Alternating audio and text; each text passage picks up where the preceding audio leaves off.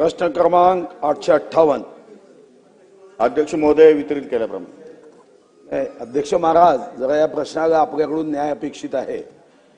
खरं तर शासनाने लेखी उत्तरामध्ये हे खरे आहे हे खरे आहे सर्व सांगितलं की मदत केली पाहिजे, हा शासनाचा भाव आहे।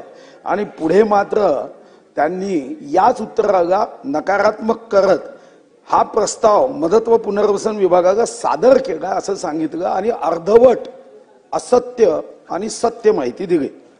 खरं तर आमचे मंत्री महोदय अतिशय उत्साही आहे, कार्यक्षम आहे, कर्तृत्ववान आहे, बुद्धिमान आहे।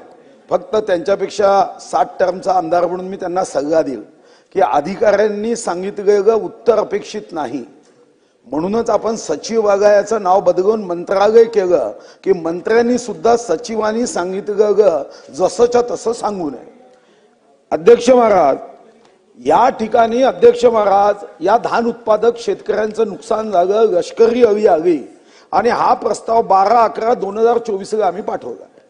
या प्रस्तावानुसार साधारणतः 37,958.70 हेक्टर भाताचं नुकसान झालं, हा जिल्हाधिकाऱ्यांनी दिलेला तुमच्याकडचा अहवाल आहे। आता या संदर्भात अधिकाऱ्यांनी आपलं डोकं लावलं। ते म्हणाले की तुम्ही नुकसान भरपाई काढली, आम्ही कुठे आदेश दिला नुकसानीचा पंचनामा करायचा। म्हणजे तुम्हाला जेव्हा पत्र पाठवलं तेव्हा नस्ती निपटारा कायद्यानुसार तुम्ही आदेश द्यायला पाहिजे होते। नस्ती निपटारा कायदा आहे की नाही?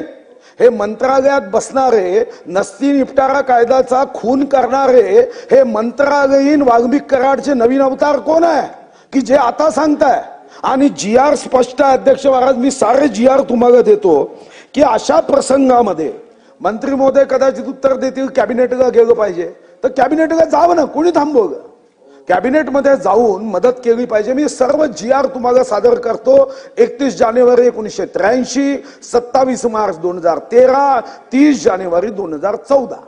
आता या GR नुसार तुम्ही पंचनामे केले नाही आणि आता म्हणता पंचनामे केले नाही तर आम्ही काय करू? तर मग माझी पहिली मागणी, ज्या प्रश्नाचं उत्तर अपेक्षित आहे की मग आपण सोयाबीन मध्ये जेव्हा सोयाबीनच्या संदर्भामध्ये येलो मोझॅकच्या वेळी असंच झालं, पंचनामे केले नाही। मग सन्माननीय सर्व आमदारांनी सांगितलं की या सोयाबीन शेतकऱ्यांना मदत केली पाहिजे, कॅबिनेटमध्ये निर्णय झाला आणि सरसकट मदत केली। मंत्री महोदय, कदाचित तुमच्या मनात प्रश्न येईल की पंचनामा केला नाही तर नुकसान कसं द्यायचं, तेही मी सांगून देतो। कदाचित अधिकारी तुम्हाला सांगणार नाही। सर्वात सोपी असा हा प्रयोग आहे। आपल्या राज्यामध्ये कृषी विभागाच्या माध्यमातून प्रत्येक मंडल निहाय मागच्या वर्षीचं पीक किती, या वर्षीचं पीक किती याचे चार्ट तयार होतात। आता मी तुम्हाला 2-3 तालुके चंद्रपूरचे सांगतो। मूळ तालुका मागच्या वर्षी हे जे उत्पन्न आहे हेक्टरी ते 1946.81 किलो होतं, ते लष्करी अळी आल्याने या वर्षी 1592.4 किलो झालाय। म्हणजे 4 क्विंटलनी त्यांचं उत्पन्न कमी झाले। तुमचे आकडे आहे आणि म्हणून मी हे आकडेही तुम्हाला देतो। एवढंच उत्तर अपेक्षित आहे की यांना सरसकट 10,000 रुपये हेक्टरी मदत करणार का?